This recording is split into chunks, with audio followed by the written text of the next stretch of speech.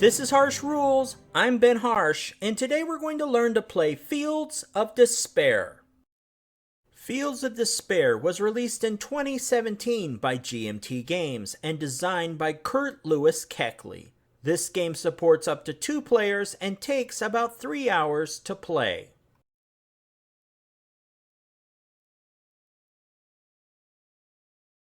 This is the game board for Fields of Despair. This game takes place during World War I, and much of the game board is dedicated to a map of the Western Front focused on the borders of France, Belgium, and Germany. The right-hand side of the game board has panels to report on naval warfare in the Atlantic, the Central Powers conflict with Russia on the Eastern Front, and a timer for the U.S. entry into the war. These conflicts and events are abstracted to streamline the game, but still add an epic feel of scope and consequence to the outcomes of these distant locations. Each side's army is holding a front line of hexes indicated by control markers. As the game is played and positions are gained and lost, this line will visibly shift back and forth on the game board. Major cities have reinforced their positions with forts. An opponent cannot take these hexes until the fort and any supporting armies are removed first. Finally, infantry and cavalry are represented by wooden blocks. While I'm showing the labels of both forces, in an actual game, the blocks will be facing so only the player can see the strength of their own units. A major feature of this game is secrecy regarding the strength of these blocks. Now let's pull back and discuss each side's individual play areas. From this overhead view, you can see that each side has their own play area with a screen to hide their personal board and blocks from the other player.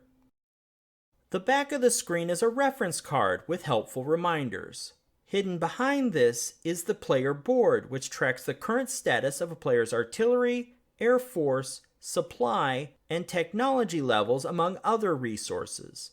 Blocks are also concealed to prevent an opponent from guessing which units or bluffs are on the game board. Now that we understand what this game looks like when it's set up, let's begin learning the basic concepts of block wargaming and what makes Fields of Despair unique.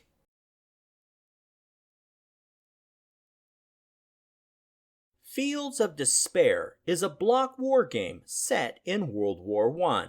Block wargames represent military units using wooden blocks instead of cardboard counters or plastic miniatures.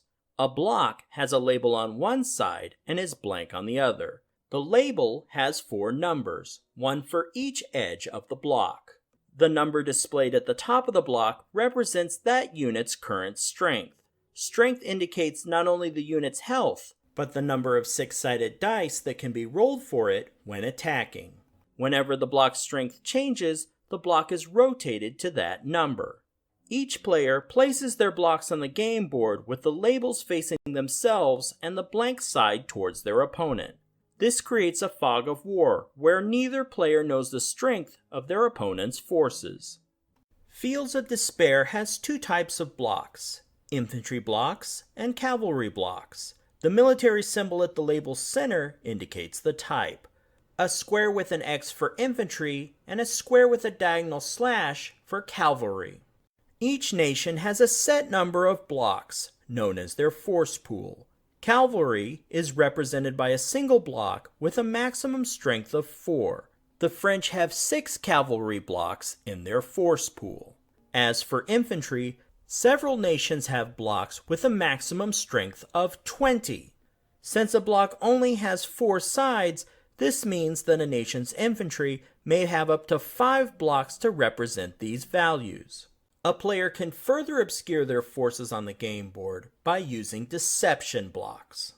These blocks can be mixed in with a player's forces on the game board.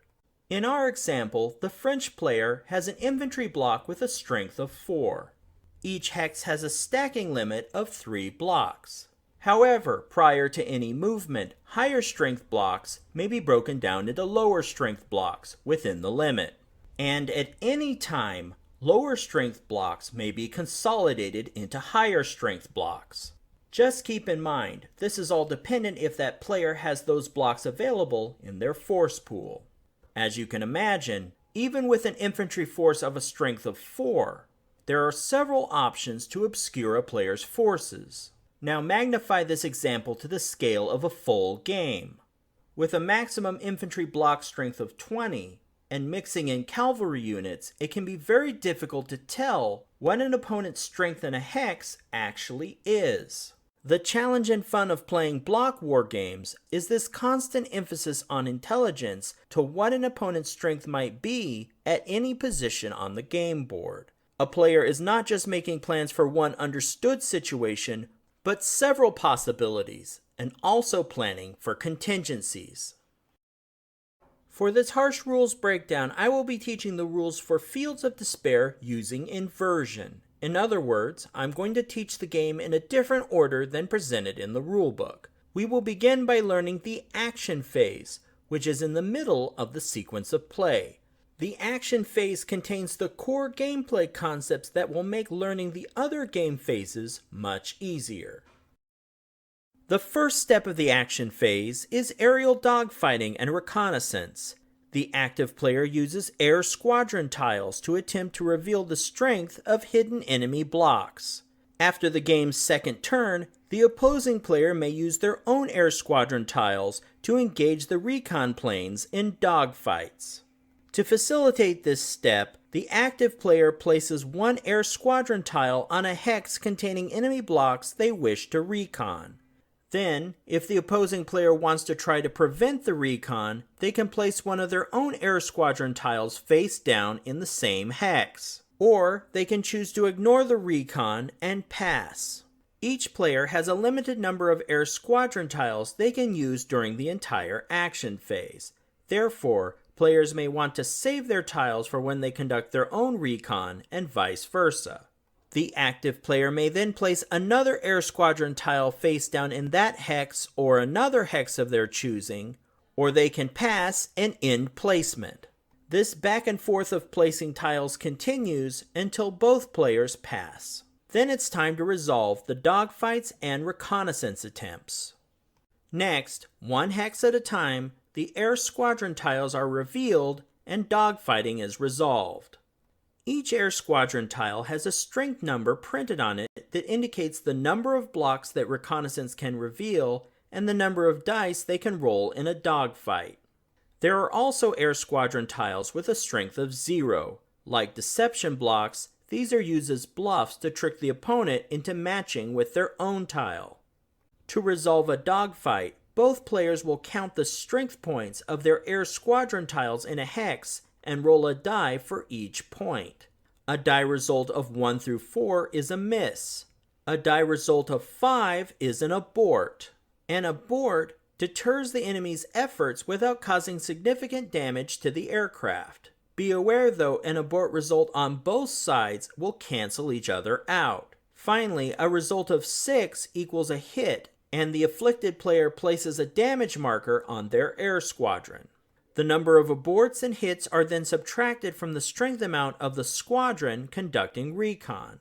The number of points that squadron has remaining equals the number of blocks that can be revealed. The player conducting the recon chooses the hidden blocks in the hex they want to see. This process continues until all hexes with air squadron tiles are resolved. Later in the game, players may gain a technology bonus if their air technology level is higher than their opponent. With this bonus, they may reduce one die result of 6 rolled by an opponent to a 5, in other words, an abort. The reduction may occur one time in each hex per dogfight. A quick note, air squadrons are never removed from the game. The total damage an air squadron receives cannot exceed the strength value of their tile. Hits are always applied before aborts. Therefore, after the dogfight, damaged squadrons are returned to a player's personal board. We'll look at player boards to illustrate this in a future episode. After aerial dogfighting and reconnaissance is block movement. The primary difference between infantry and cavalry is their range of movement. Infantry can normally move up to 2 hex spaces. Cavalry up to 3 hex spaces. During this step, the active player may move some, all, or none of these blocks. The only exception are deception blocks, which never move during this step. Also remember, prior to movement, larger strength blocks can be broken down into multiple smaller strength blocks. Now, as for hex spaces, a hex space that contains blocks from only one side is considered controlled by that side. Control is tracked with a control marker. A block that moves into or through an enemy-controlled hex immediately takes control of the hex if no enemy fortress or blocks are present. If blocks enter a hex controlled by an opposing player, movement immediately stops and that hex becomes contested. The contested hex is considered friendly contested to the controlling power, the side with the control marker, and enemy contested to the non-controlling power. Moving blocks from a contested hex can be a little more restrictive. Blocks moving out of a contested hex must first enter either a friendly controlled or friendly contested hex. If the first hex entered is a friendly contested hex, movement ends immediately. Remember, the easiest way to know this is to look for the control marker. If it's a friendly control marker, then the move is allowed. If these moves are not possible, then blocks may only be moved in the direction of their supply source. We'll talk about supply lines and out-of-supply penalties in a future video. Now that we have a better idea of how block movement works, let's move on to combat. The combat sequence is completed one time during each combat step. Combat may only occur in contested hexes. The combat sequence consists of 3 stages. First, players may attempt to weaken enemy positions with artillery strikes. Second, the active player has the option to call off any infantry and cavalry attacks. And third, infantry and cavalry combat is then resolved. Now, let's walk through each of these stages beginning with artillery.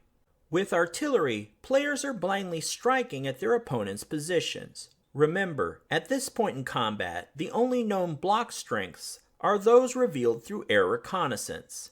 The remaining blocks are hidden and thus their strength is unknown.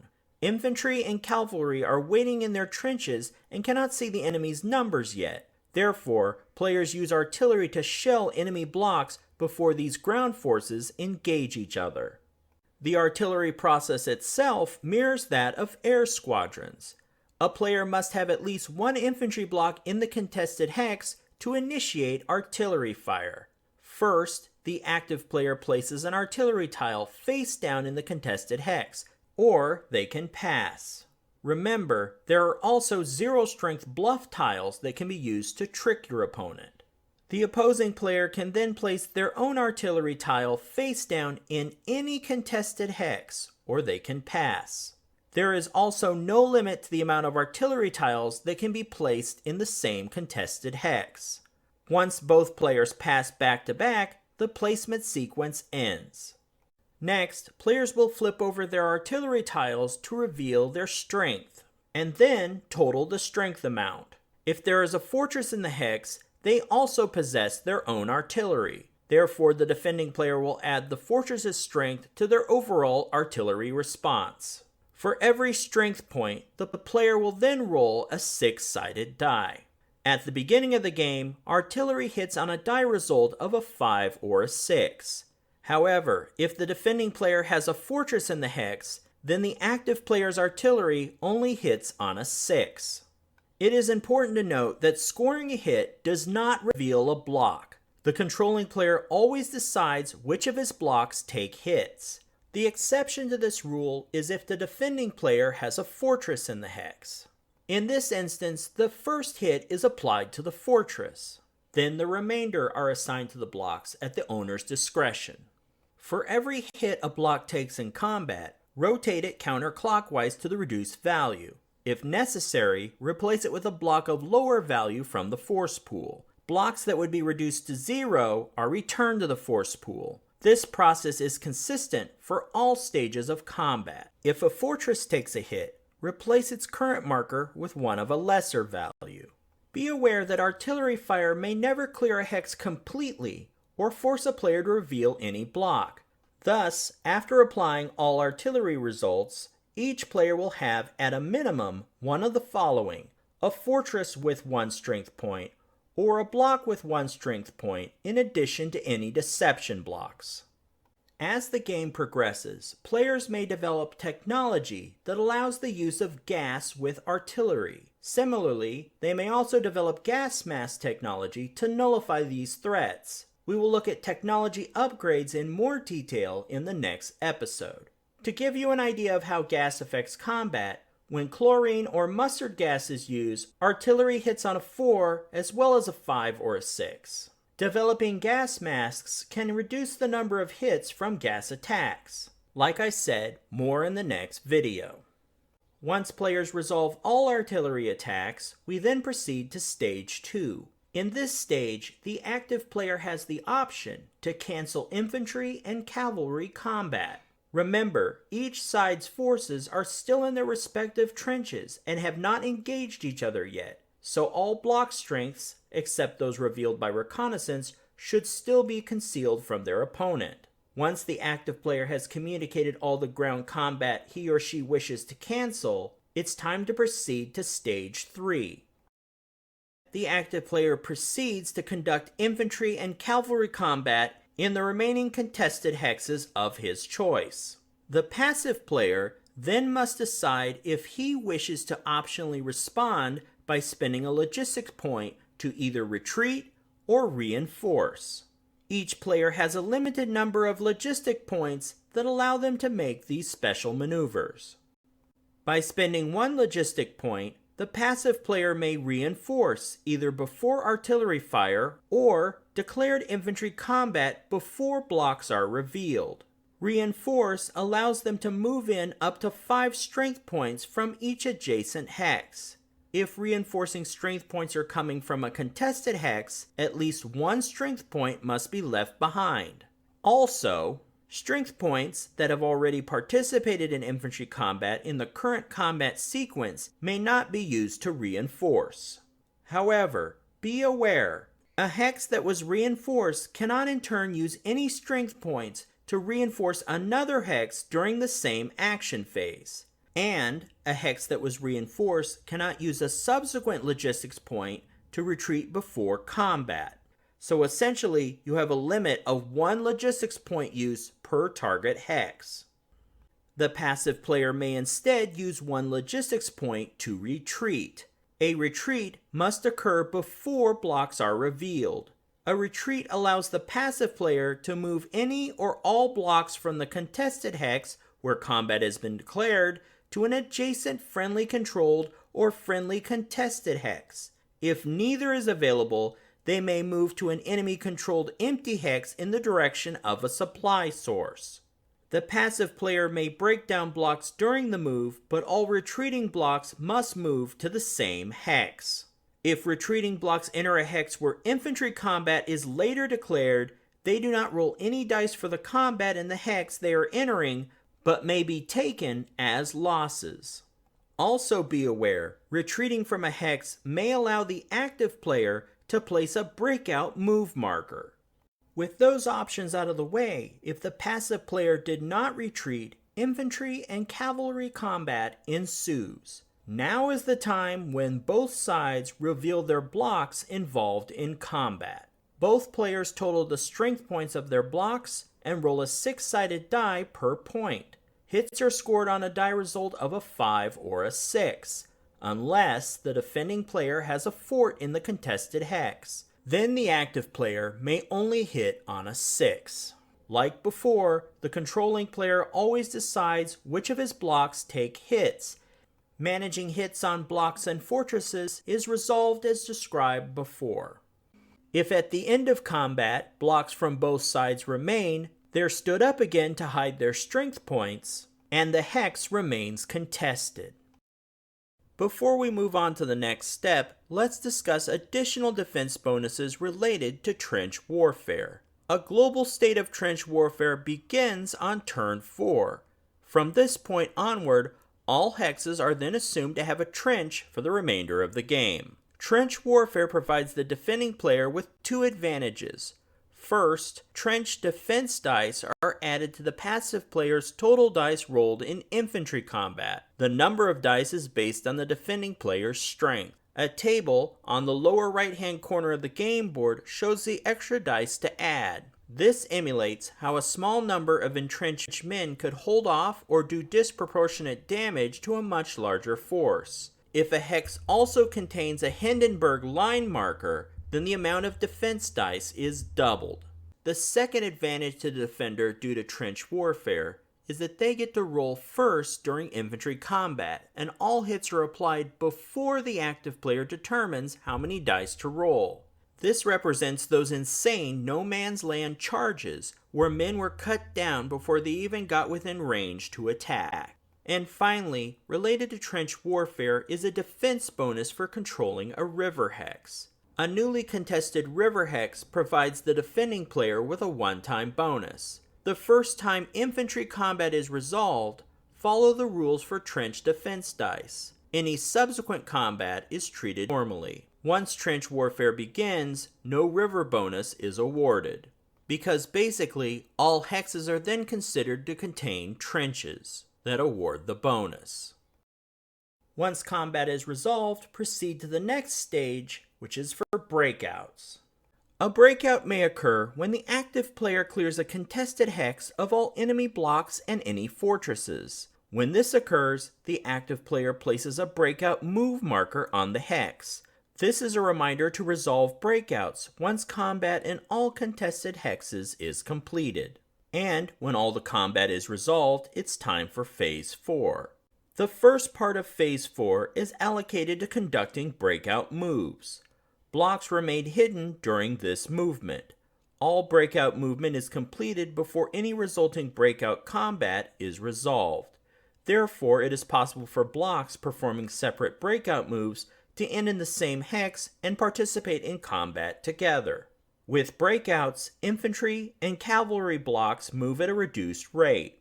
Infantry breakout movement is 1 hex. Cavalry breakout movement is 2 hexes. However, after trench warfare is declared, cavalry block breakout movement is further reduced to 1 hex. Trench warfare makes breakout extremely difficult to conduct. Once in effect, a breakout cannot be completed without a special tile. For the allied player, this is the tank tile. For the Central Powers player, this is the Stoßtruppen tile, which translates to shock troopers or storm troopers. The idea is the active player needs this extra force to get them into the next hex. Be aware though, these tiles only allow a certain amount of strength to break out based on the technology level of the tanks or Stoßtruppen. We'll look at all of this in a future video. For now, just focus on the concepts.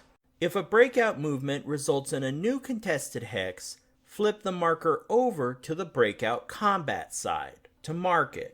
However, if blocks end a breakout move in a hex already contested prior to the start of breakout movement, no new combat is fought.